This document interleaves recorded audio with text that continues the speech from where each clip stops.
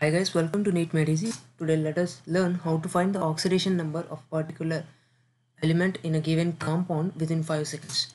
First, let us learn what oxidation number means. Oxidation number is a charge assigned to an element within a molecule. That means the charge means the number of bonds it can make with a particular subsiding element with it.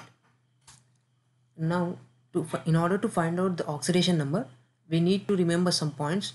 These are main points which help us in finding the oxidation number so quickly.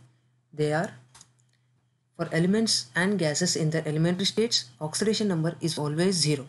For example, gases like H2O2 and elements in their elementary states like copper, iron, the oxidation number of these such kind of elements and gases is always 0. Oxidation number of H2 is always +1, except in metal hydrides like CaH2. Here the oxidation number of H2 is -1.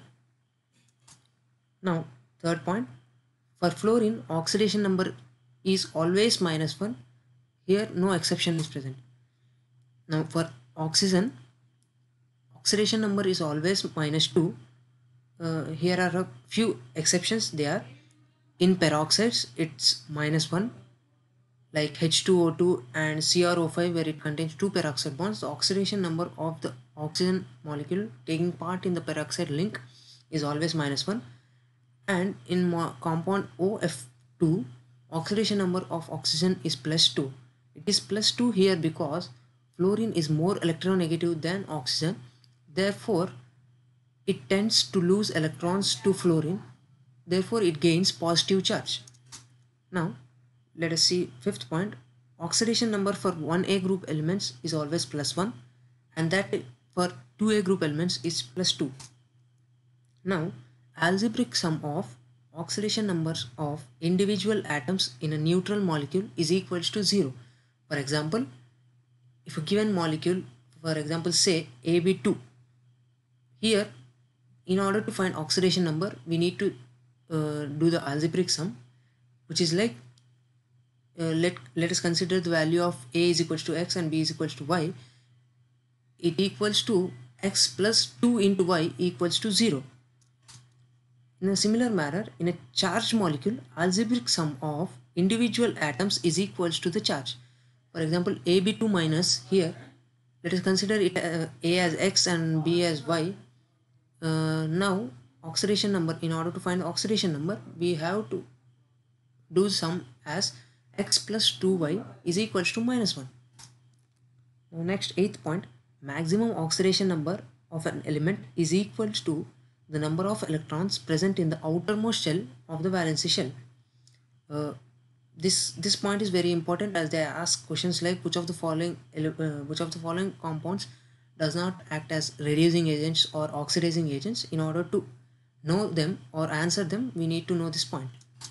Now let us see a few examples. Oxidation number of Cr2 in Cr2O7 -2.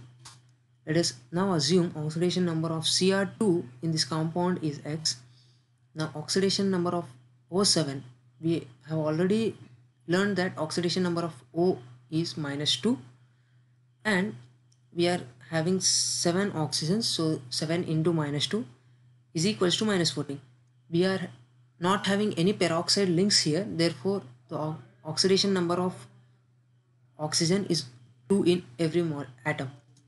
Now charge on the molecule is -2, therefore the algebraic sum is equals to x plus of -14 is equals to -2. Now let us find x. Now here x is equals to 12. Here, therefore the oxidation number of Cr2 in Cr2O7 -2 is equals to 12. Here, if in case oxidation number of Cr is asked, then it equals to 12 divided by 2, which is equals to 6. Let us see another example.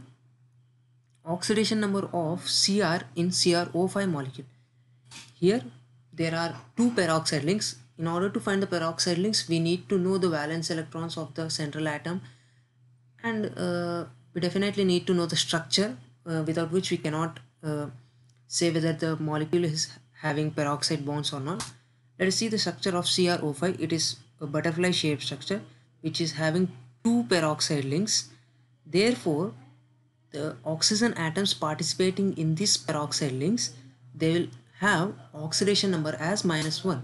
Therefore, the oxidation number of oxygens involved in the peroxide bonds, there are 4 oxygens involved in peroxide bonds. Therefore, it is 4 into -1 plus 1 normal oxygen molecule, oxygen atom taking part in the bond. Here, therefore, 1 into -2 is equals to 0. As the molecule is neutral, it sums up to 0. Now let us find what's x. X is equals to 6. Therefore, the oxidation number of Cr in CrO5 molecule is equals to 6. Let us solve a few neat questions as we have completed with our topic. It's so simple.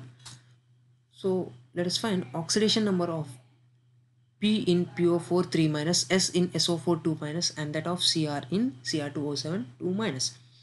So let us find of P in PO4 3 minus oxygen. There are 4 oxygen, that means it is 4 into -2 plus 1p is equals to x is equals to -3. 4 into -2 is 8. 8. Now x is equals to +5.